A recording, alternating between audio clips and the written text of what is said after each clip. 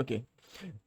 Donc encore une fois de plus, bienvenue à tout le monde. Je vous souhaite la bienvenue dans dans cet atelier de formation pratique qui a pour thème pourquoi et comment choisir une niche rentable en tant que freelance en Afrique. Donc il faut déjà savoir que ce thème, il s'adresse spécifiquement en fait à des personnes qui sont soit créatifs, soit freelance ou des personnes qui ont peut-être qui vendent leurs prestations de services. Bien, ça peut être des personnes qui sont en train de se former, qui n'ont pas encore débuté qui n'ont pas encore commencé à monétiser leurs différentes compétences et qui sont sur le point de le faire. Donc, cette formation va permettre de mieux vous orienter et j'espère que vous allez beaucoup apprendre. Donc, la formation s'adresse à des personnes qui ont du mal à trouver des clients high ticket très souvent, c'est-à-dire des clients qui payent beaucoup. Pour des personnes qui pensent que se spécialiser est une mauvaise idée, parce que j'ai des personnes avec qui j'ai discuté récemment qui pensent que se spécialiser est une mauvaise idée, parce que cela limite le nombre de clients qu'on peut avoir ou qu'on peut servir. Et puis aussi, euh, il y a des personnes qui pensent que pour, c'est-à-dire pour pouvoir se spécialiser, ça demande trop c'est-à-dire c'est un processus qui est assez compliqué, on ne sait pas comment procéder, on ne sait pas comment se positionner, on ne sait pas, bon, on aime ça, on est passionné par ça, mais après, ça paye pas forcément son nom, mais ça ne nourrit pas son nom, comment il faut réagir face à cela, comment il faut se positionner, comment il faut positionner son business et tout ça. Donc, pour toutes ces personnes qui se posent toutes ces questions-là, cette masterclass-là va répondre à toutes vos préoccupations. Et donc, l'objectif à la fin, c'est que vous puissiez avoir une roadmap qui est facile à suivre, qui va vous permettre de choisir une niche qui est intéressante et qui est rentable. C'est-à-dire une niche où vous allez prendre plaisir à travailler pour vos clients et puis une niche aussi qui pourra vous permettre de vivre de vos compétences. Donc, quand les deux conditions sont remplies, ça vous permet d'avoir un impact réel sur vos clients et sur vous-même. Et tout ça, on va essayer de le faire en moins de 30 minutes. Voilà. Donc, le problème qu'on essaie de résoudre ici, c'est que la plupart des créateurs ou bien des freelances, de ceux qui font des prestations de services, la plupart du temps, ils essaient d'être comme tout le monde, ils essayent de travailler pour tout le monde. On a des designers, par exemple, dès qu'ils savent designer un peu, ils veulent faire des logos, c'est les mêmes qui vont faire des affiches, c'est les mêmes qui vont faire du community management, c'est les mêmes qui vont faire assez de choses parce qu'ils ont les compétences. Et très souvent, c'est un gros problème moi-même j'ai rencontré et que plein de personnes rencontrent également. Et ces personnes n'ont pas de cible particulière, c'est-à-dire elles targetent tout le monde, elles ciblent tout le monde et à la fin, elles finissent par n'avoir personne en fait. Ensuite, ces personnes n'ont pas d'offre de service particulière. C'est-à-dire que quand vous essayez de toucher tout le monde, c'est difficile de créer des offres qui sont assez intéressantes. Et puis, ces personnes-là font beaucoup de choses différentes. Aujourd'hui, vous allez les voir, ils font du montage vidéo. Demain, ils font du graphisme. Après, demain, ils font des sites web. Après, ils font du dev et ainsi de suite. Récemment, même, j'avais un post où on demandait un community manager qui pouvait coder tout ça. Donc, après, ça devient du n'importe quoi, quoi. Voilà. Et après, les conséquences de tout ça, c'est que on a un sentiment d'inefficacité. Voilà. On a un sentiment d'inefficacité, de surménage et après, on a l'impression qu'on n'est pas très efficace. Voilà. Moi, souvent, il m'est arrivé d'avoir beaucoup de clients, mais quand je remarque mes revenus, ça n'augmentait pas vraiment parce que je travaillais pour n'importe qui, pour tout le monde. Et vu que les clients n'arrivaient pas à m'identifier spécifiquement à une seule chose, c'était des services que je bradais à des prix vraiment. Et puis finalement, j'avais plein de clients, je travaillais sur plein de trucs, mais en fin de journée, mon chiffre d'affaires ou bien mes revenus n'augmentaient pas vraiment. J'étais toujours très occupé, toujours débordé, toujours faire des visuels ici. Après, il faut faire un site web par là. Après, il faut faire une stratégie ici par là. Après, vous êtes mélangé, vous êtes toujours occupé, vous n'avez pas le temps. Et puis, finalement, vous allez vous sentir épuisé. Voilà, à force de travailler sur tout et n'importe quoi. Et ça va créer des situations de stress, des situations de panique. Vous allez avoir l'impression que vous n'aboutissez à rien. et ainsi de suite. Et même, vous pouvez plonger même dans une illusion où vous pensez que à force de travailler, tout ça, ça va aller, la situation va s'arranger. Plus je vais travailler sur ces différents projets-là, plus je vais acquérir de l'expérience. Et puis après, tout va s'arranger. Mais après, ça devient de pire en pire. Et c'est ce que on va essayer de résoudre à travers cet atelier-là. Voilà. Donc, rien ne changera jusqu'à ce que vous décidiez vous-même de vous spécialiser. Vous allez voir que c'est la thématique que j'aborde dernièrement sur mes réseaux sociaux. Et c'est parce que les modèles de personnes que je suis qui ont beaucoup réussi dans leurs différentes activités ou bien qui ont réussi dans leur domaine, c'est parce que ces personnes-là, on est arrivé à les identifier pour un seul truc. Des personnes qui ont ils ont su vite se spécialiser et aujourd'hui, ils en tirent profit. Voilà. Maintenant, il y a des obstacles à franchir, surtout des obstacles en termes de mindset, de système de pensée qu'il faut déconstruire. Donc, se spécialiser, c'est un processus qui est très difficile parce que souvent on pense que quand on est créatif, ou bien quand on est prestataire de services, ou bien quand on est dans ces différents métiers créatifs, que ce soit web design, marketing digital, ainsi de suite, on aime travailler sur différents projets, on aime la variété, on aime quand ça change, on n'aime pas toujours travailler sur des mêmes trucs. On veut essayer toujours de nouvelles choses différentes et tout ça. Et puis, nous ne voulons pas créer aussi cette routine où chaque projet est le même. Tu as l'impression, très souvent, c'est ce que les gens vivent en entreprise, où ils ont l'impression qu'ils travaillent sur le même projet chaque jour, chaque jour. Et finalement, on peut vite s'ennuyer. Voilà, on peut vite s'ennuyer et tout ça. Et puis, on veut avoir aussi des journées différentes. Voilà, aujourd'hui, on veut travailler par exemple avec un client qui va nous demander des logos. Après, on veut travailler sur un client, avec un client qui va nous demander par exemple de créer un site web et ainsi de suite. Et souvent, ça peut créer en fait de l'éparpillement et ainsi de suite.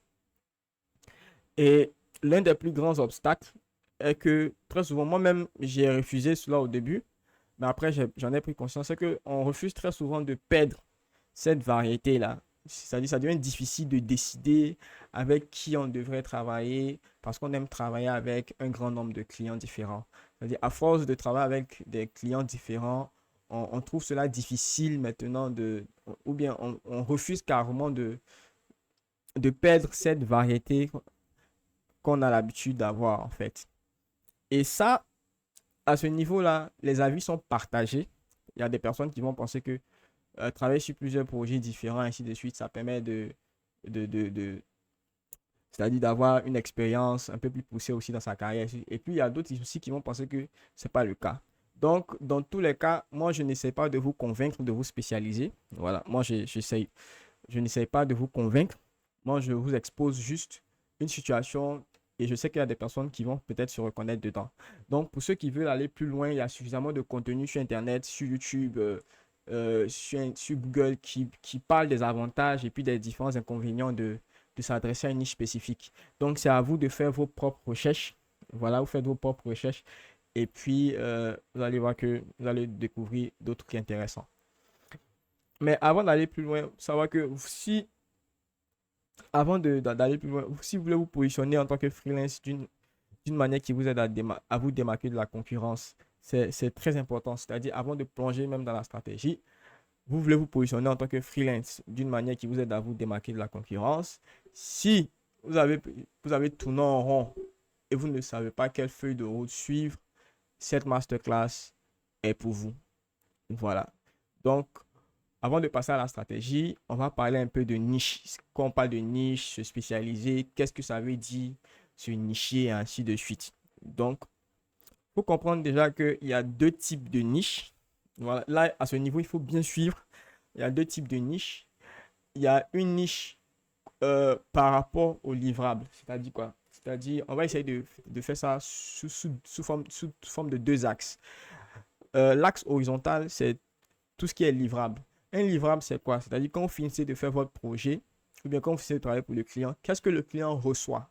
Ou bien qu'est-ce que le client gagne? Un livrable, ça peut être un site web, ça peut être une stratégie comme, ça peut être un calendrier éditorial, ça peut être un visuel, ça peut être un résultat que vous apportez à l'entreprise, Ça peut être par exemple le fait que vous boostez les chiffres d'affaires de l'entreprise ou bien vous augmentez les revenus, vous diminuez les coûts publicitaires ou bien vous optimisez la vente, vous optimisez le landing page. Ça, c'est tout ce que vous faites. C'est ça les livrables en fait. Maintenant, le deuxième axe qu'on va prendre, c'est l'industrie. Donc l'axe horizontal, on a tout ce qui est livrable et l'axe vertical, on a tout ce qui est industrie. L'industrie, c'est par exemple quel type d'industrie dans lequel nos clients se trouvent. Ça peut être l'industrie de la santé, l'industrie du sport, ça peut être l'industrie du service, ça peut être tout ce qui est, ça peut être des PME et ainsi de suite. Donc ça, c'est l'industrie en fait. Et donc, ce qu'on va faire, c'est que sur notre axe horizontal, on a la partie gauche et on a la partie droite. Donc, de la partie droite à la partie gauche, c'est-à-dire tout ce qui est à droite, c'est large. C'est-à-dire, c'est une idée large qu'on a de la chose. Par exemple, dans la partie droite de tout ce qui est livrable, un livrable peut être développer votre activité. Donc, c'est une promesse, c'est ce que l'entreprise va obtenir après vos services. Elle va obtenir une croissance au niveau de peut-être au niveau de son revenu ou bien au niveau de son activité et tout ça. Donc, c'est un résultat que l'entreprise va avoir. Développer votre activité, c'est ce que vous proposez. Vous proposez à l'entreprise, par exemple, de développer son activité, de faire croître son activité et ainsi de suite. Et à gauche, on aura, on aura un autre résultat, un livrable, mais qui est cette fois-ci encore plus spécifique, qui est très très spécifique. Par exemple, ici, c'est réduire le coût des campagnes publicitaires, par exemple, d'un client. Donc, vous allez voir que développer votre activité, c'est un peu vague. On peut développer une activité de plusieurs manières. Soit en créant un site web pour le client, soit en permettant au client de générer plus de ventes, soit en faisant de la création de contenu, soit en faisant des vidéos. Vous allez voir que à ce niveau-là, ce n'est pas très spécifique. L'idée est large. Mais à l'extrême gauche, on a un résultat qui est très spécifique. C'est-à-dire, notre objectif est très spécifique, c'est de réduire les coûts publicitaires, par exemple, Facebook de nos clients. Ouais. Et donc, ça, c'est l'axe horizontal. Ça, c'est l'axe des livrables. De la droite à la gauche, c'est-à-dire, on passe de général à un peu plus spécifique, de la droite vers la gauche. Maintenant, on va aller sur l'axe vertical. Et on a, tout en haut, on a les PME. Les PME, c'est l'industrie, par exemple. C'est tout ce qui est petite et moyenne entreprise. Très souvent, j'entends des personnes dire, moi, j'aide les petites et moyennes entreprises à faire ça. J'aide les petites entreprises et les moyennes entreprises à faire ça. Ou bien j'aide les entreprises locales à faire ça. Ainsi de suite. Donc, ça, c'est une vue large de l'industrie. Maintenant, si on veut aller de façon plus spécifique, on va prendre un acteur de cet ensemble de petites et moyennes entreprises. On va par exemple prendre une salle de sport ou bien une salle de gym. Par exemple, une salle de sport ou bien une salle de gym est une entreprise spécifique, est une catégorie d'entreprise très spécifique dans l'industrie. Vous voyez, par exemple, si vous dites, moi, je m'adresse uniquement aux salles de sport, vous allez voir que les salles de sport, on en trouve, on peut les compter dans Abidjan ou bien on peut les compter dans le monde. En tout cas, c'est une catégorie qui est très nichée, qui est très spécifique en fait. Donc, ça, c'est ce que je voulais vous faire comprendre déjà au niveau des deux axes. Et maintenant, comment nous, on se positionne avec tout ça? C'est-à-dire comment on retrouve la niche dans tout ça. Donc, ici, à droite, on considère que ce sont des éléments qui sont très larges parce que là, on a PME qui est très large dans l'industrie. Et puis, on a livrable, développement d'activité aussi qui est très large. C'est-à-dire, on peut mettre presque de tout. C'est comme si on disait, c'est comme si vous dites, je vais aider, moi j'aide les petites et moyennes entreprises à développer leur activité. Vous allez voir que cette phrase est très large. Vous aidez quel type de petites et moyennes entreprises et puis comment vous les aidez à développer votre activité. Vous voyez que si vous dites ça à quelqu'un, il peut penser que vous faites des logos, il peut penser que vous faites des campagnes Facebook, il peut penser que vous faites des sites web, en tout cas, il a la liberté de penser ce qu'il veut parce que vous n'êtes pas assez spécifique. Mais quand on passe de l'autre côté, on est très spécifique. Un exemple, ça peut être, j'aide les salles de gym à réduire leurs coûts publicitaires Facebook. Voilà, vous voyez que ça, on sait vraiment qu'est-ce que vous faites. On sait que vous aidez les salles de gym à réduire tout ce qui est coût publicitaire en rapport avec les différentes campagnes. Donc, c'est encore très spécifique. Donc, comment on se positionne par rapport à ça? Donc là, on commence à déjà avoir une idée de ce que c'est une niche et de quand est-ce qu'on parle d'une niche spécifique, quand est-ce qu'on parle d'une niche large. Et donc, ici, à droite, ici, là, à ce niveau-là, en haut à droite, on n'a pas de niche. C'est-à-dire, on n'a pas de niche. En gros, c'est tellement large que on n'a pas de niche. C'est-à-dire, ici, si vous dites à quelqu'un que, voilà, moi, par exemple, j'aide les entreprises ou bien j'aide les petites et moyennes entreprises à gagner plus d'argent, si vous n'êtes pas dans une niche, vous faites comme tout le monde et c'est très difficile de, de, de, de se positionner quand on n'a pas de niche. Par contre, ici, c'est tout ce qui est micro-niche. Les micro-niches, c'est-à-dire ce sont des niches qui sont très, très, très, très, très précises. Ici, il faut faire très attention parce que quand vous êtes très, très précis aussi, il faut rester dans une zone où vous pouvez quand même toujours vous permettre de continuer à exercer, même quand il y a des grands changements dans le marché.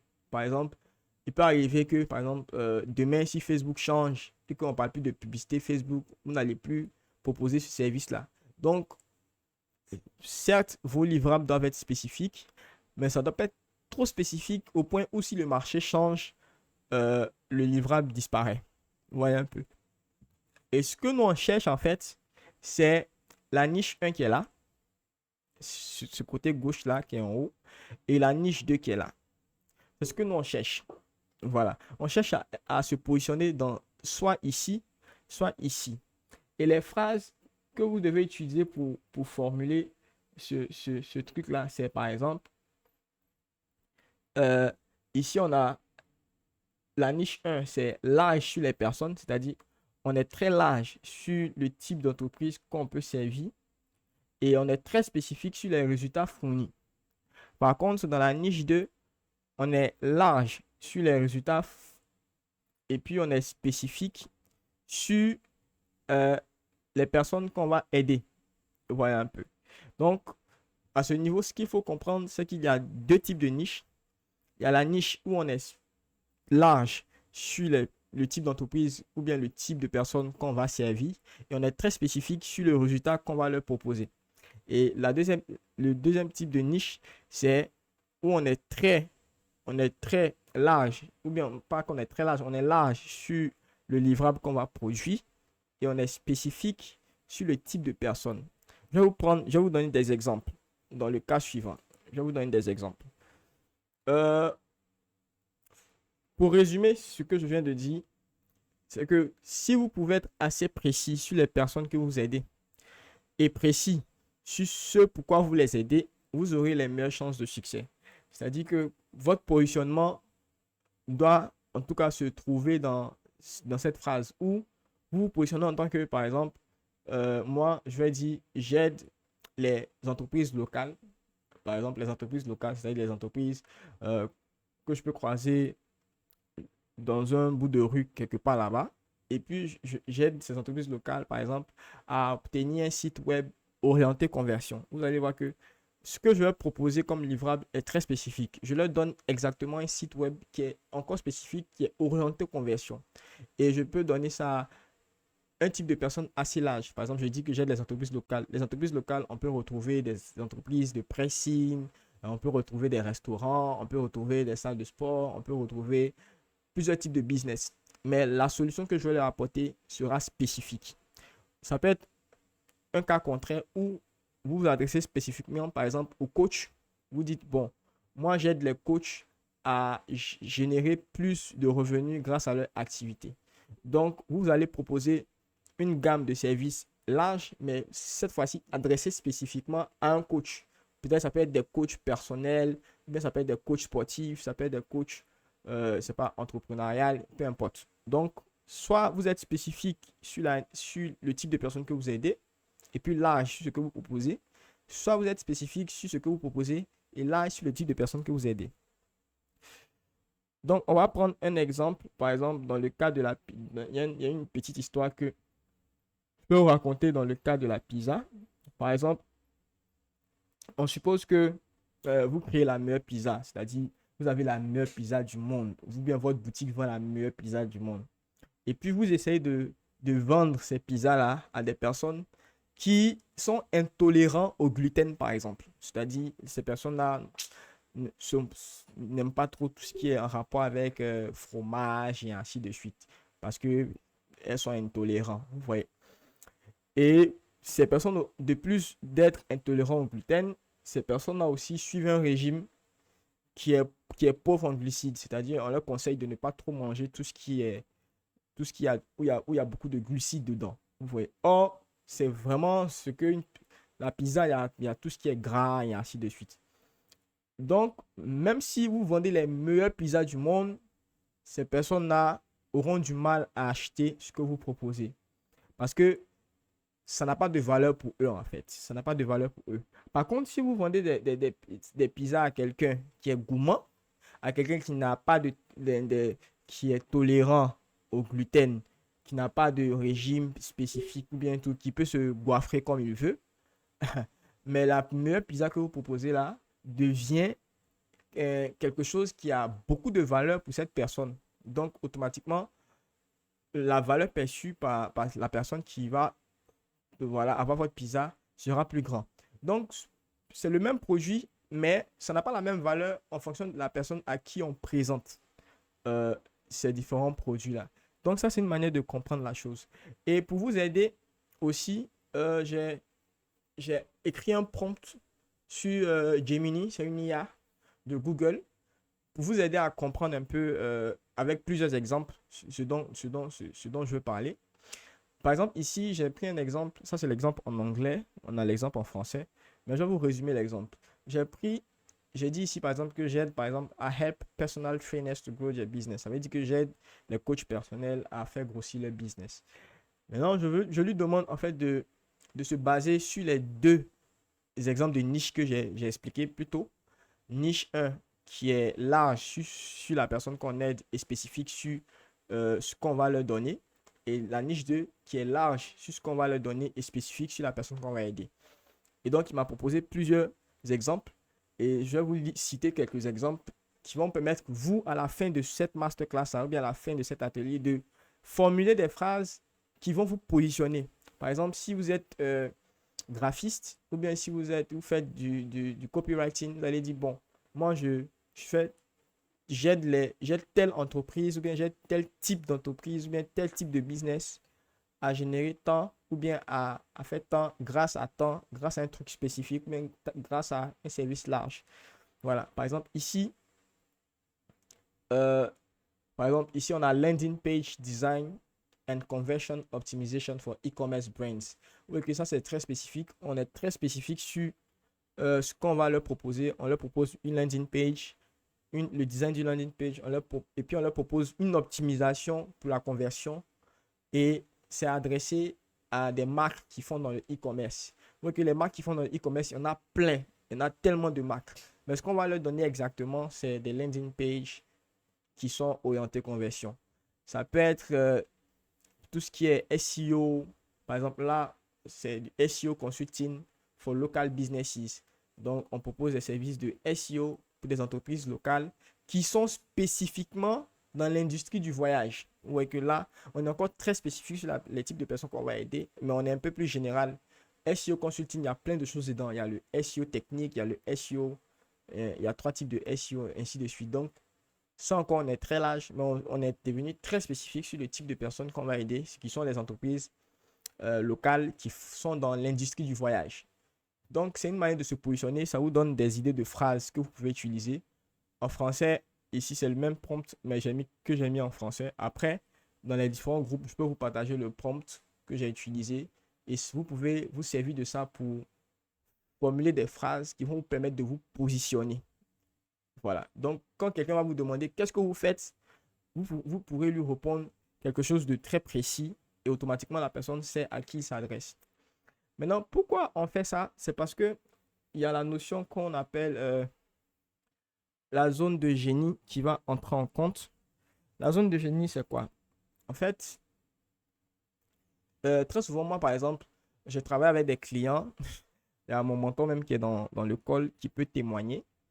on a travaillé avec un client qui paye bien, qui a les moyens, mais qui fatigue, c'est-à-dire qui ne sait pas vraiment ce qu'ils veulent, qui, euh, qui change d'avis tout le temps et tout ça. Donc, très souvent, la collaboration était au ralenti et c'était compliqué. Et la zone de génie va nous permettre la zone de génie va nous permettre de trier les types de business avec lesquels on veut travailler.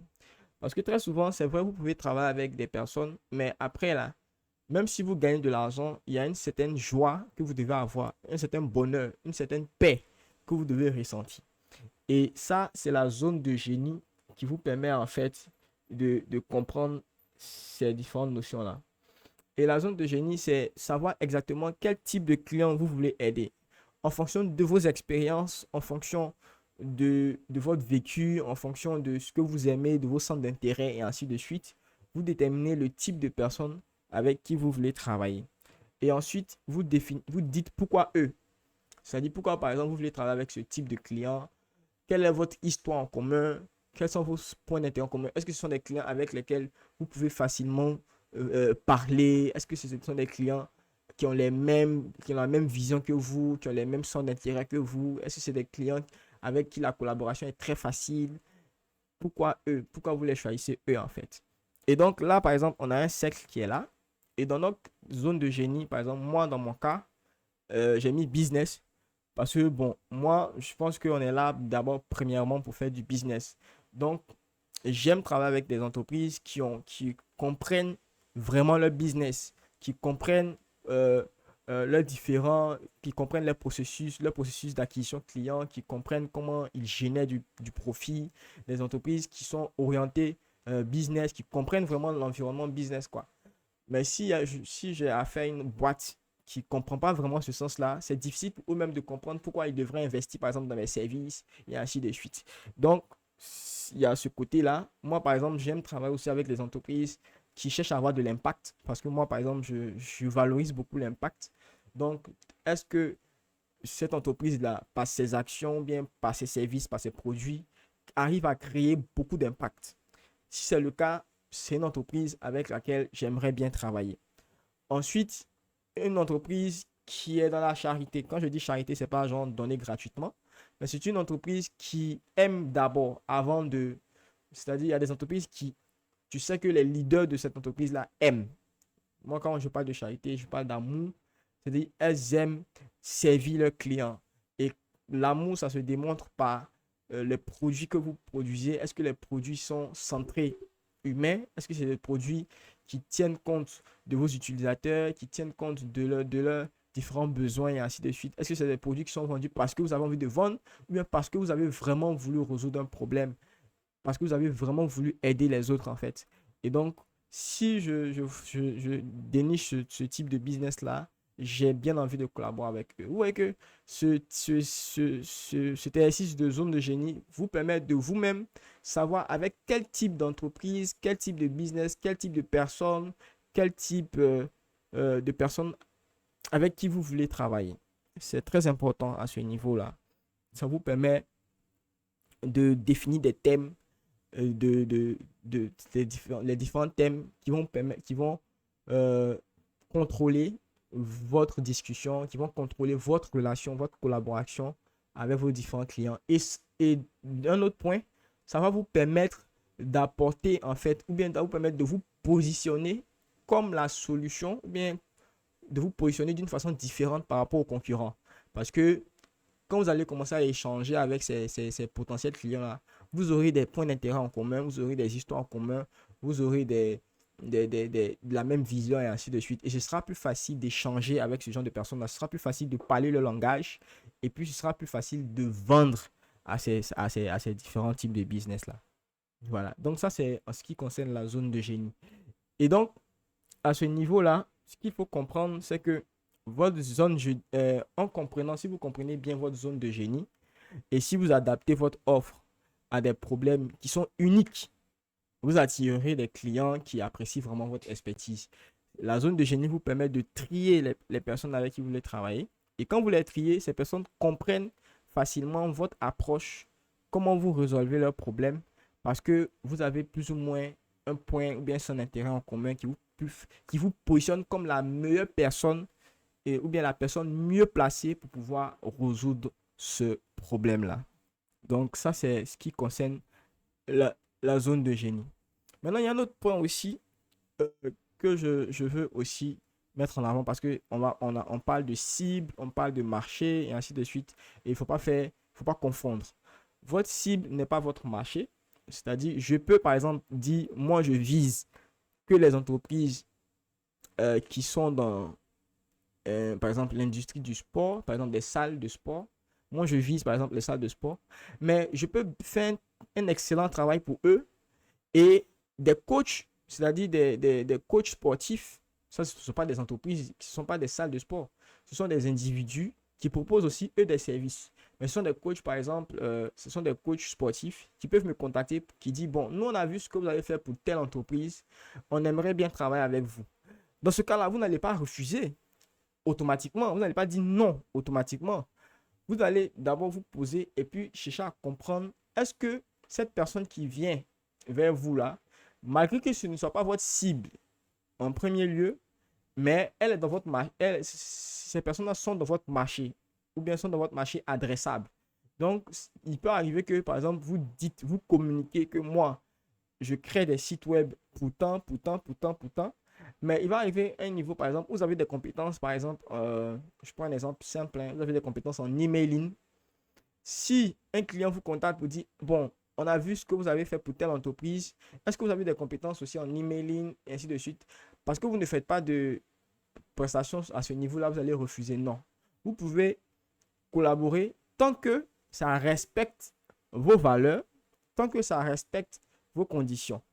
Mais ce qu'on veut faire, c'est que quand on communique en fait sur, notre positionnement, c'est pour que on puisse se positionner facilement. C'est-à-dire se concentrer en fait, se concentrer sur un public cible et tout en n'excluant pas les autres. Mais c'est vraiment une question de clarté. C'est-à-dire quoi? Par exemple, si je répète tous les jours que moi, j'aide les entreprises locales à avoir un site web orienté conversion. Chaque jour, je le répète sur mes différents canaux. J'adresse mes contenus, je crée mon contenu en fonction de ça. Je fais mes posts en fonction de ça. Je parle toujours de ça et ainsi de suite. Automatiquement, ça me positionne. Et c'est ce qu'on veut. Nous, on veut se positionner parce que celui qui se positionne, qui a une position, au moins, quand on le cherche, on sait qu'il est à tel endroit, il est positionné à tel endroit. Mais si vous n'avez pas de position fixe, lorsque le client sera en train de chercher une solution à son problème, il ne va pas penser forcément à vous. Il va penser à la personne qui est la mieux placée pour pouvoir répondre à son problème. C'est pourquoi il faut se positionner. Et donc, quand on dit que votre cible n'est pas votre marché, ça veut dire tout simplement que se concentrer sur un public cible ne signifie pas qu'il faut exclure tous les autres, mais il faut avoir un positionnement. Il faut communiquer clairement sur ce que vous offrez pour attirer déjà les personnes dans ce domaine-là. Et puis, après, s'il y a des personnes qui vous contactent pour autre chose, voilà, vous pouvez gérer, mais vous restez aligné sur votre communication. Ça vous permet de créer du contenu ou bien de communiquer de façon spécifique pour que votre positionnement soit bien fait. Parce que si vous ratez votre positionnement, vous aurez des compétences, mais personne ne viendra vous voir parce qu'on ne sait pas exactement dans quelle catégorie vous classez. C'est le point à ce niveau-là. Et donc, se positionner va vous permettre, vous, de vous identifier comme celui-ci, là, c'est le meilleur dans son domaine. C'est lui qui sait faire ça. Si on a besoin, par exemple, d'un site web, c'est lui qui est la personne la mieux placée pour pouvoir le faire. Parce que il communique depuis 2 ans dessus. C'est un expert du domaine parce qu'il parle de ça normalement.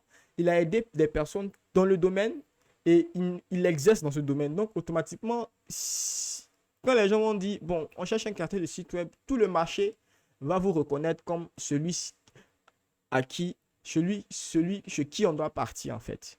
C'est pourquoi on parle de spécialisation, c'est pourquoi on parle de se nicher. Ça vous permet de vous créer un positionnement unique sur le marché. Et quand vous avez ce positionnement unique, ça vous permet d'avoir de gros marchés. Ça vous permet de gagner plus facilement des clients parce que vous n'aurez pas à convaincre des clients.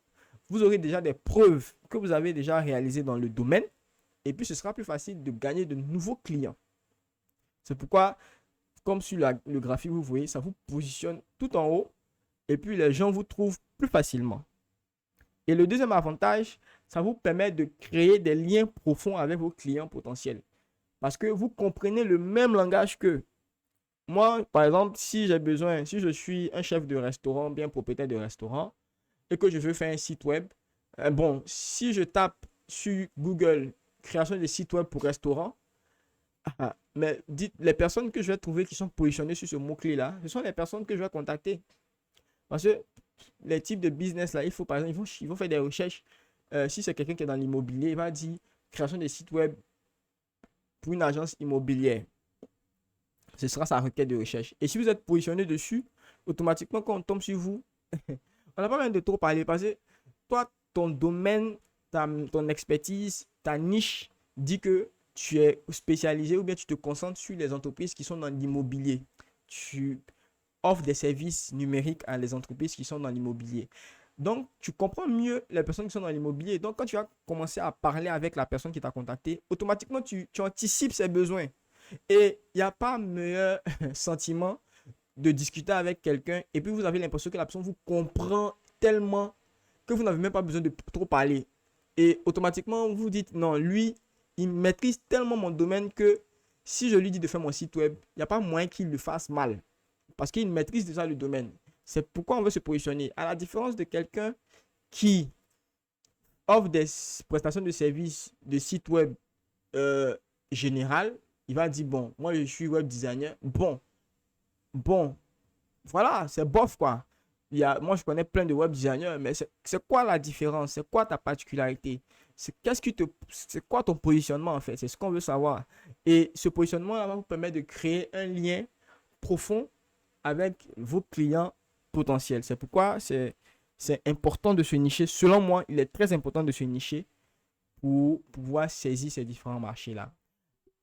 Maintenant, attention, il y a aussi un truc qu'il faut avoir en tête, c'est que votre public cible est un point de départ, c'est-à-dire c'est à ce niveau-là par lequel vous commencez. Ce n'est pas un mur, que je disais tout à l'heure. Donc, si une opportunité se présente, allez-y, voilà.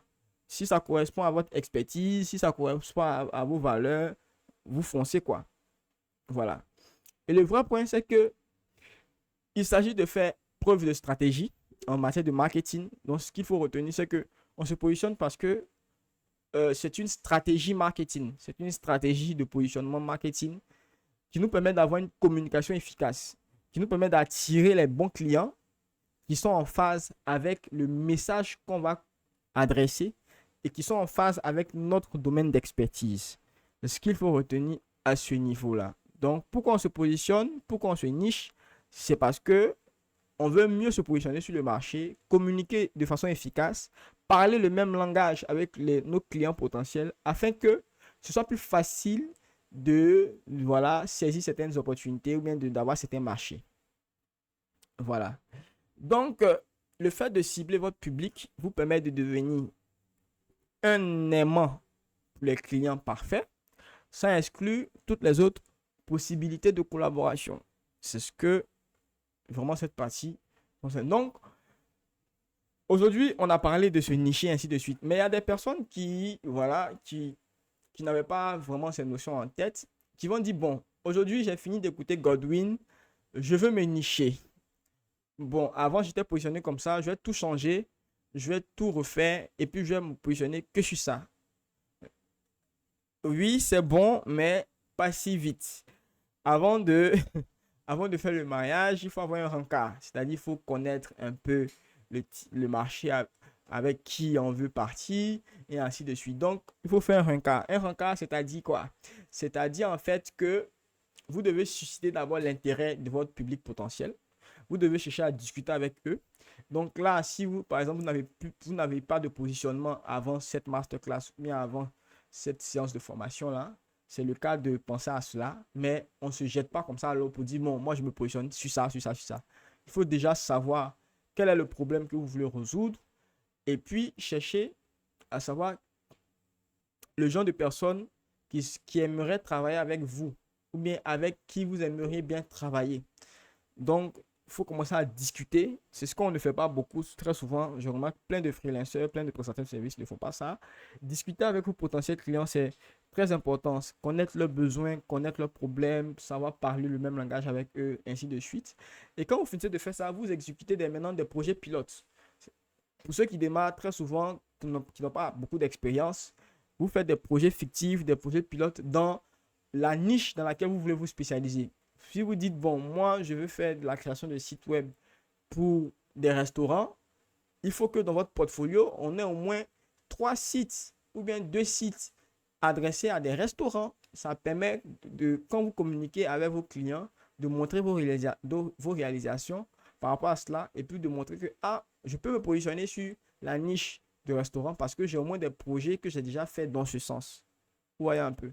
Donc, si vous voulez vous créer un nouveau positionnement, vous devez quand même avoir des projets pilotes que vous avez réalisés qui vont permettre de tester vos services, vos offres à petite échelle avant maintenant d'aller dans une niche plus grande. Et puis aussi, cela permet de valider votre approche quant à la résolution des problèmes que vous allez identifier. Et aussi, tester votre niche vous permet de confirmer l'adéquation entre le problème et la solution. C'est-à-dire, est-ce que le problème que je veux résoudre là, ce que je fais déjà là, est-ce que ça match bien, ça peut résoudre de façon très efficace le problème du client? Est-ce que quand je vais travailler dans ce cadre-là, est-ce que moi-même, ça va me faire plaisir? Est-ce que je vais prendre plaisir à travailler avec ce type de client? Et ça, c'est plus en rapport avec ce qu'on a vu tantôt, qui est la zone de niche. C'était la zone de niche. Non, c'est pas la zone de niche. La zone de génie, pardon. Voilà. Et ensuite, le troisième point, c'est affiner votre approche. Voilà. Aujourd'hui, vous allez finir de suivre ça. Vous n'aurez pas automatiquement la niche dans laquelle vous allez Vous allez devoir travailler dessus, affiner progressivement jusqu'à ce que vous ayez le rendu final que vous voulez, le positionnement final. Et quand vous avez le positionnement final, vous vous concentrez dessus sur le long terme. Vous ne changez pas. Vous vous spécialisez dedans jusqu'à l'ascaras. C'est-à-dire que vous commencez progressivement et vous maintenez le progrès dans ce sens-là. C'est un processus qui est progressif, qui va doucement, doucement, mais une fois que c'est lancé, que vous avez trouvé votre niche, vous restez dedans, vous travaillez dedans. Très souvent, on pense que, comme c'est une niche, il n'y a pas assez de trucs. Non, mais ça vous donne la possibilité de voir ce que les autres ne voient pas parce que vous avez plus d'expérience avec ce type de problème-là que d'autres personnes qui ont peut-être les mêmes compétences, la même expertise que vous, mais parce que vous êtes niché, vous adressez spécifiquement un type de client, ça vous permet de mieux comprendre tous les clients qui rentrent dans ce type-là. Voilà. Donc, c'est un peu ça. Maintenant, de façon pratique, ça c'est un exercice de façon pratique que vous pouvez essayer. Vous pouvez screenshotter, c'est pas, je vais vous envoyer aussi l'image. Et cette présentation aussi, je vais essayer de le transformer en guide que vous aurez. Mais en gros, en fonction de notre zone de génie, on va choisir des types de business avec lesquels on aimerait travailler. Par exemple, ici, je choisis par exemple salle de sport parce que les salles de sport aident les personnes à regagner de la confiance en eux grâce à des activités physiques. Moi, par exemple, actuellement, j'ai mon petit bidon au ventre qui commence à sortir. Mais je sais qu'une salle de sport, par exemple, très souvent, ça peut aider les personnes qui ont des bidons à diminuer leur bidon et tout ça. Ça a quand même un impact. Ça permet d'avoir une bonne santé. Voilà, ça permet d'avoir une bonne santé. Mais faire le sport, ça permet d'avoir une bonne santé. Donc, c'est un type de business qui a beaucoup d'impact. Mais je remarque que ici, dans ma région, à Abidjan, ici, ce sont des types de business qui n'ont pas de présence digitale, qui n'ont pas de site web. C'est souvent compliqué. Donc, je peux dire, bon, moi, je m'adresse à ce genre de business-là. Ensuite, on a tout ce qui est quincaillerie. Quincaillerie, pourquoi? Parce que ces personnes-là maîtrisent bien leur business model. Ils savent comment générer de l'argent et ainsi de suite. Et très souvent, pour ce type de business-là, voilà, il faut que, voilà, ça m'intéresse, ça peut me parler et ainsi de suite. Ensuite, on a tout ce qui est restaurant, fast-food et ainsi de suite. Donc, ce sont les différents types de business qu'on peut faire qui m'intéressent. Voilà, et donc, le truc, c'est de trouver le type de business ou bien le type de client avec lequel vous voulez travailler et puis de leur donner des notes sur 10. en fonction de l'appréciation de la collaboration, c'est-à-dire est-ce que vous aimeriez bien travailler avec ce type de business-là, d'une échelle de 0 à 10, vous les notez comment? Ensuite, le problème qu'ils ont, est-ce que vous maîtrisez bien le problème que les propriétaires de salles de sport rencontrent très souvent? Si oui, est-ce que vous maîtrisez bien tous les contours? Sinon, vous donnez une mauvaise note. Si oui, vous donnez quand même une bonne note. Si c'est pas ça, vous avez une idée, mais vous n'êtes pas trop sûr, vous pouvez donner une note en fonction. Et donc, est-ce que ce type de business-là a assez de moyens pour vous payer vos services? Est-ce que ce type de business-là génère? Par exemple, moi, j'ai fait un calcul, je dis, bon, il y a une salle de gym dans mon quartier, ils font 30 000 francs l'abonnement. Donc, je me dis, s'ils ont 10 abonnements le mois, ça fait 300 000. S'ils ont 100 abonnements le mois, ça fait carrément fois 10. Ça fait carrément 3 millions, quelque chose comme ça. Je suppose, hein. 3 millions, je sais pas trop. Mais ça peut faire 3 millions s'ils ont 100 abonnements par mois. Donc je me dis, 100 abonnements par mois, ça fait 3 millions par mois. Un client qui gagne 3 millions par mois, est-ce qu'il serait prêt à investir 600 000, 800 000 dans un site web? Donc il suffit juste que j'arrive à lui donner une projection de dire, bon, si on fait ton site web, voilà, tu peux arriver à tel nombre de clients et ainsi de suite. Voilà, voilà, voilà la contrepartie et ainsi de suite. Ça peut passer. Mais ça peut ne pas passer aussi. Donc, il faut trouver le bon argument et ainsi de suite. Donc, en fonction de votre sérénité, si vous êtes sûr que vous pouvez trouver le bon argument, voilà, vous avancez, vous mettez une bonne note. Si vous n'êtes pas trop sûr, vous mettez une mauvaise note. Si vous êtes dubitatif, vous mettez une note moyenne. Est-ce que vous pouvez facilement échanger avec ces personnes? Donc, c'est ce qu'on a dans la partie discussion là. Est-ce que vous pouvez facilement échanger avec ces personnes? Est-ce que c'est des personnes qui sont accessibles avec les personnes? Est-ce que c'est des personnes avec lesquelles vous pouvez facilement discuter et ainsi de suite? Si oui, vous mettez une bonne note. Sinon, vous mettez une mauvaise note. Et donc, en fonction du score total, si le score total euh, est en dessous de 24 ou bien de 28, ça reste un modèle de business qui n'est pas peut-être intéressant à adresser en fait. Mais si ça reste une note suite qui dépasse 28, qui va au-delà de 30, voilà, ça peut être un bon truc que vous pouvez tester. Et donc, toujours est-il que c'est des tests que vous faites. Vous faites des tests et vous vous positionnez. Vous positionnez et puis c'est bon.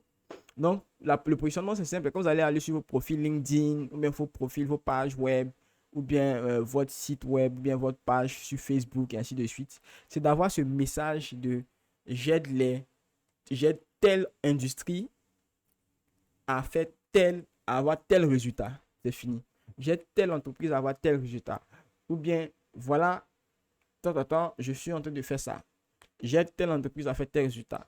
C'est, voici le positionnement qu'il faut avoir. Maintenant, il ne faut pas être trop large, il ne faut pas être vague. Moi, j'aide les entreprises à gagner plus de revenus. Ou bien, moi, j'aide les entreprises à multiplier leurs revenus par 3. Non. C'est j'aide tel type de business à accomplir à avoir tel résultat. C'est tout. C'est ça votre positionnement. Et c'est ce que vous devez répéter chaque jour dans votre communication pour adresser, pour attirer les personnes qui vous intéressent ou bien qui vont apporter du revenu ou bien qui vont vous permettre de facilement monétiser vos différentes compétences. Donc, c'est tout pour ça. Je vous dis merci et maintenant on va poser les questions. Ça n'a pas été facile la présentation, mais on a terminé. Et donc là, on va passer à tout ce qui est questions. Euh, Est-ce qu'il y a des personnes qui ont des questions à ce niveau, en fonction de tout ce qu'on a dit? S'il y a des personnes qui nous ont rejoints en pleine réunion, ne vous inquiétez pas, on aura la rediffusion que vous allez quand même resuivre. Mais pour ce que vous avez déjà suivi, pour le peu que vous avez suivi, est-ce que vous avez des questions à ce niveau-là? Donc, le chat est ouvert. Et puis aussi, s'il y a des personnes qui veulent prendre la parole, ils peuvent juste lever la main et puis on va les interroger pour qu'ils puissent prendre la parole.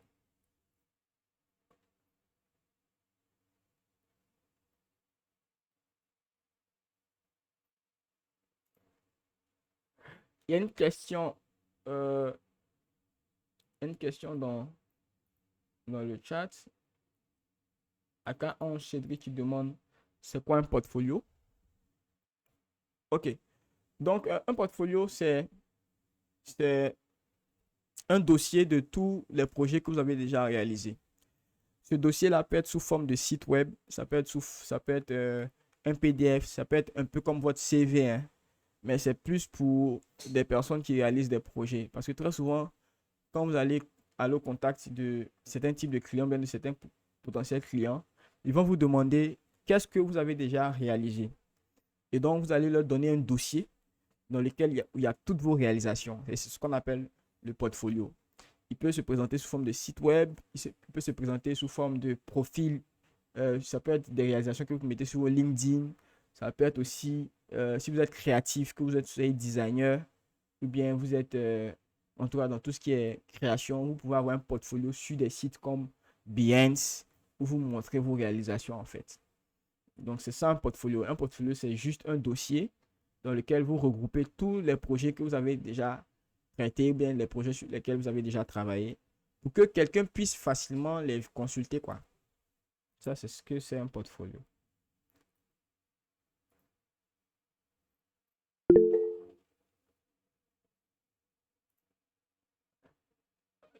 On peut le créer comme un CV. Oui, oui, on peut le créer comme un CV.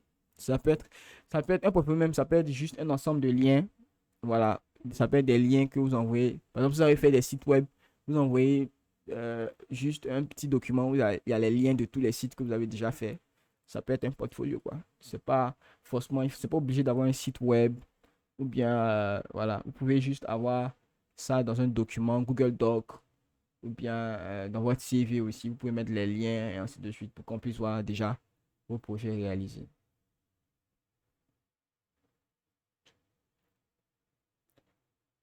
Y a-t-il d'autres questions? Pour ceux qui sont là, il n'y a pas de questions, c'était clair. Parce que je ne vois pas encore de réaction. Est-ce que vous m'entendez même? Je ne sais même pas. Ok, il y a une question de Jean Désiré. Jean Désiré, tu peux ouvrir ton micro pour poser ta question.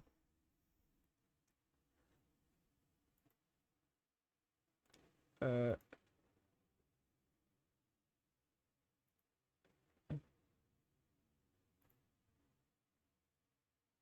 Tu peux activer ton micro, je sais pas si tu peux activer ton micro. Ok, je pense que là maintenant tu as accès, hein. Je viens d'activer l'accès. Oui, c'est bon. Super. Merci beaucoup, Godwin. C'était très, très, très, très intéressant de voir un peu combien de fois c'est important d'être assez spécialisé et focalisé sur sa niche. Pour moi, c'est une question un peu, parce que l'aspect que tu as présenté, c'est beaucoup plus technique. Il faut beaucoup plus mettre en avant ses compétences techniques. Disons que tu as quelqu'un qui est dans la communication, mais que beaucoup plus dans le volet, je dirais, assez rédactionnel, Mhm. pas assez technique comme la conception des sites web ou dans tout ce qui est social media marketing ou digital marketing. On est beaucoup plus dans le volet stratégie, donc réflexion. Donc, comment cette personne, par exemple, peut se positionner? Parce que, ayant pour habitude de côtoyer beaucoup,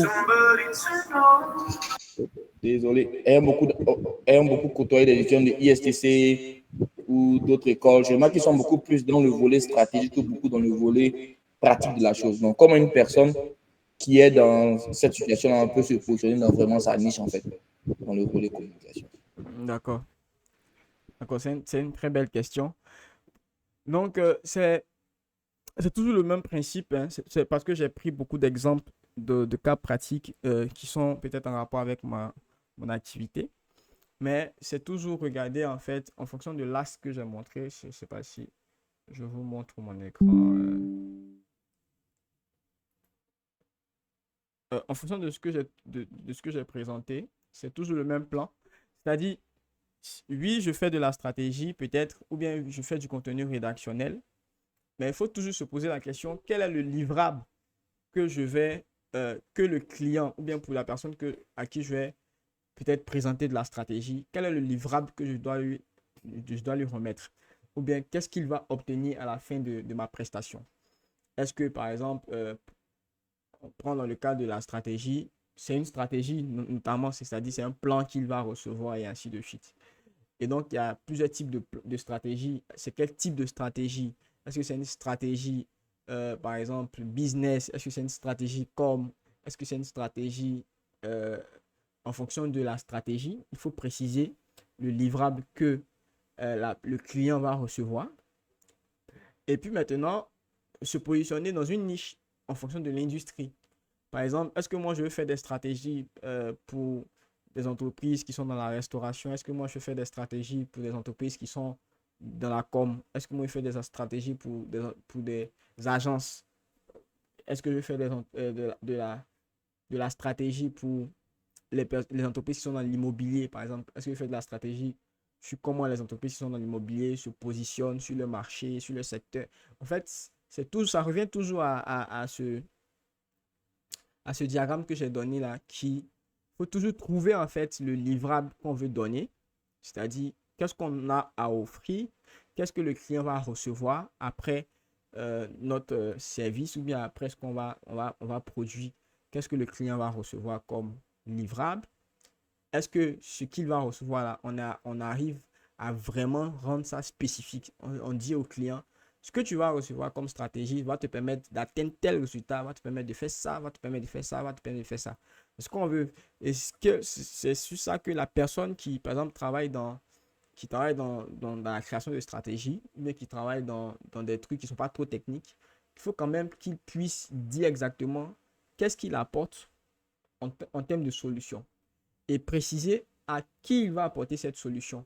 Et il aura toujours cette phrase-là où il pourra se positionner comme moi, je prends un exemple, moi je suis Achille Chango, je fais de la stratégie de com pour des entreprises qui sont dans le temps, ou bien je fais de la stratégie de com pour des infopreneurs, ou bien je fais de la stratégie business pour tel type de business, ou bien pour tel type d'entreprise. C'est toujours le même plan, mais le truc, c'est d'être le plus spécifique possible, d'être le plus clair possible sur les résultats qu'on apporte, et puis de se mettre sur un marché en fonction de ses valeurs, en fonction de ses préférences, en fonction de ses centres d'intérêt, et puis aussi en fonction d'autres critères qu'on n'a pas forcément mentionnés, mais qui sont peut-être la croissance du marché en question dans laquelle on se positionner, le type de personnes qu'on retrouve là-bas, en fonction du service qu'on propose. Si c'est un service qui est coûteux, on va pas aller sur un marché où il y a les personnes n'ont pas assez de moyens, on va aller sur un marché où les personnes peuvent se permettre de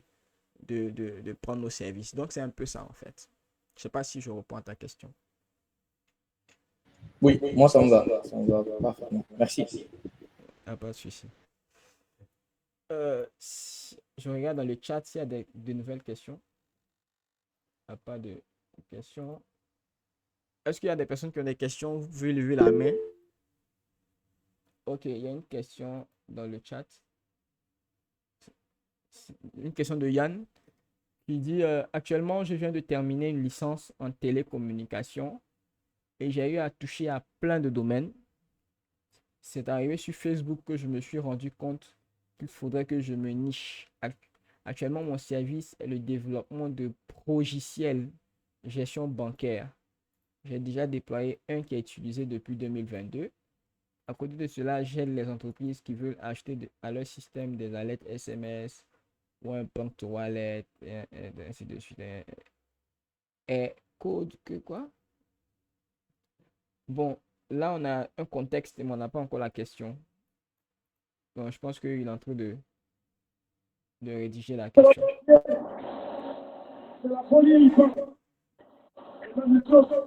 Allô?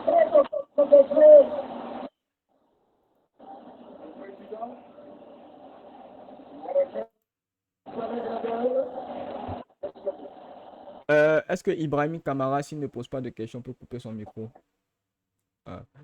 Est-ce que Facebook est adapté? Est-ce que Facebook est adapté pour quoi? Pour parler de ce que vous faites, pour communiquer sur ce que vous faites, c'est bien ça? Yann, tu peux aussi activer ton micro hein, pour que ça puisse aller plus vite. À moins que tu n'es pas dans le bruit.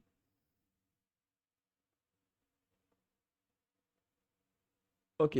Si je résume ce que tu poses comme question, c'est tu as ta licence en télécommunication, c'est bien. tu as touché à plein de domaines. Et là, tu fais dans le développement de logiciels gestion bancaire.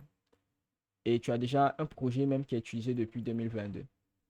À côté de cela, tu fais d'autres choses comme aider les entreprises à ajouter des systèmes d'alerte et ainsi de suite. Maintenant, tu demandes, est-ce que Facebook est adapté pour mon service? Est-ce que Facebook est adapté pour ton service? Dans quel sens? Est-ce que c'est dans le sens de... Est-ce que Facebook est adapté pour parler de mes services? Ou est-ce que Facebook est l'endroit parfait ou bien l'endroit idéal où je peux trouver de potentiels clients qui seront intéressés par ce que je fais déjà?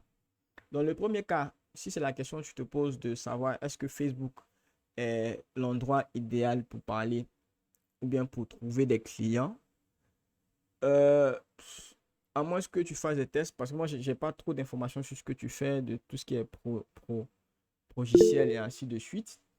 Mais ce que je peux te recommander, c'est est-ce que déjà pour le temps que tu as sur Facebook, pour le temps que tu as passé sur Facebook, est-ce que tu as déjà parlé de ce que tu fais? Et quand tu as parlé de ce que tu fais, est-ce que tu as eu des retours? Est-ce que des personnes t'ont contacté qui ont manifesté un intérêt pour ce que tu fais? Si ça fait quand même plusieurs mois que tu parles peut-être de ce que tu fais sur Facebook et qu'il n'y a pas de retour, bien s'il y a des retours en fonction des résultats, tu peux dire, bon, je vais essayer d'aller sur un autre réseau social. Moi, le réseau social que je te recommande pour ce genre de choses assez techniques et professionnelles, c'est vraiment LinkedIn, quoi. LinkedIn, sur LinkedIn, tu peux facilement trouver des personnes qui seraient intéressées par ce que tu fais. Mais après, il faut trouver l'approche.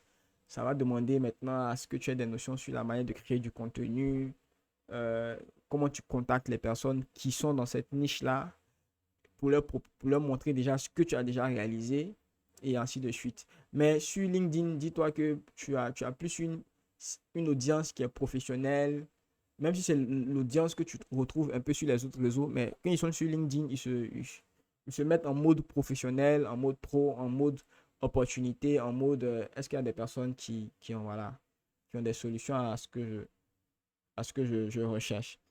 Donc, je ne peux pas dire que Facebook n'est pas le canal idéal. Tout va dépendre de ton expérience avec.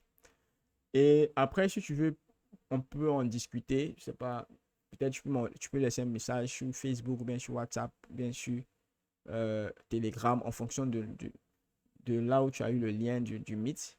Et puis, on pourra discuter en détail en fonction du contexte.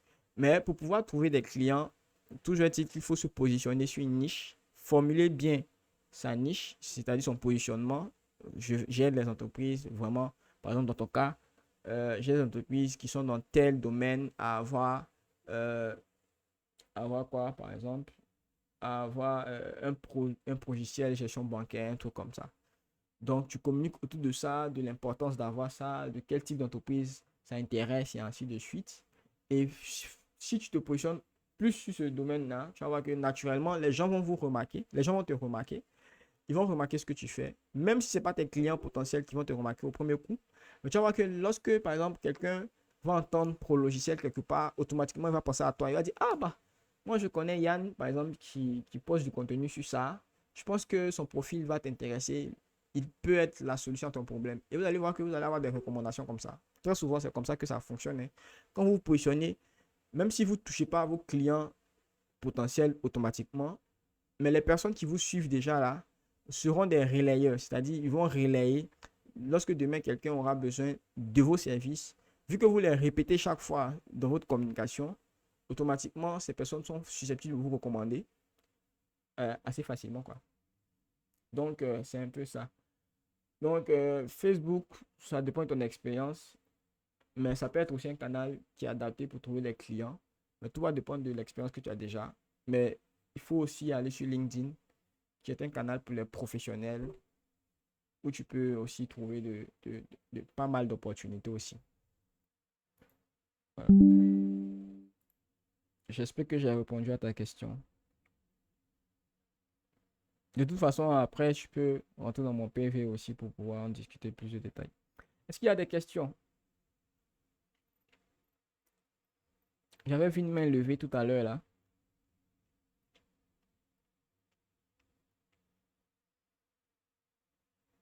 Ok. Si c'est bon pour tout le monde, est-ce que vous pouvez mettre les pouces, pouces, pouces, pouces? Oh.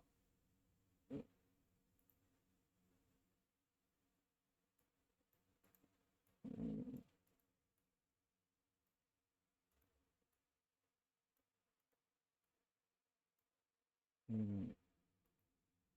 Ok. Donc, Yann, après, on peut vraiment discuter en PV et puis je pourrais t'apporter plus de soutien, ou plus de réponses, quoi. Voilà. Donc, si c'est bon pour tout le monde, vous pouvez mettre des pouces. Voilà. Je pense qu'il n'y a pas eu beaucoup de questions. Ça veut dire que c'était assez clair. Voilà, je vois, ouais, ok, je vois beaucoup de pouces. Super. Ça fait plaisir. Un plaisir de toujours vous apporter le max de valeur. Normalement, la semaine prochaine, on va aborder un autre thème. Cette fois-ci, en rapport avec comment trouver des clients, ses premiers clients en tout cas, pas comment trouver des clients, mais comment trouver ses premiers clients lorsqu'on on est freelance, comment il faut quelles dispositions qu'il faut prendre pour pouvoir trouver ses premiers clients sur Internet ou bien dans son domaine d'expertise. Là, vous savez comment vous positionner, vous savez comment il faut vous nicher, vous avez plus ou moins une idée de comment, après ce call-là, vous devez aller vous spécialiser dans un truc et puis orienter votre communication en fonction de ça. La semaine prochaine, on va voir comment on commence à trouver ses premiers clients, quelle attitude il faut avoir, quels sont les prérequis, qu'est-ce qu'il faut mettre en place déjà comme système pour pouvoir déjà commencer à attirer ses premiers clients, voilà, pour ses premiers projets. Et puis, après cela, mes contenus seront plus orientés maintenant sur mon domaine d'expertise, puisqu'on parle de se nicher. Donc, les prochaines masterclass vont tourner autour du...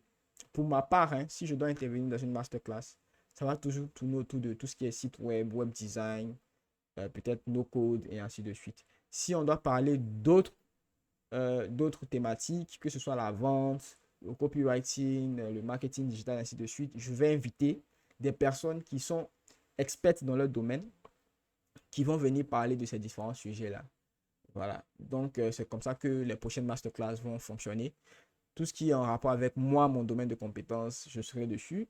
Tout ce qui est en rapport avec les autres domaines de compétences, que ce soit marketing digital, copywriting, création de vidéos, photographie, peu importe, en rapport avec le no-code d'automatisation, tout ça. Ce sont des personnes qui sont expertes dans leur domaine qui viendront présenter le sujet. Comme ça, ça fait que nous-mêmes, on applique ce qu'on enseigne et puis ce sera bénéfique pour tout le monde, quoi. Donc, merci d'avoir été là, d'avoir répondu présent. Et voilà, je tiens vraiment à voilà, exprimer vraiment comment on dit ça? En tout cas, je vous dis merci. Oh.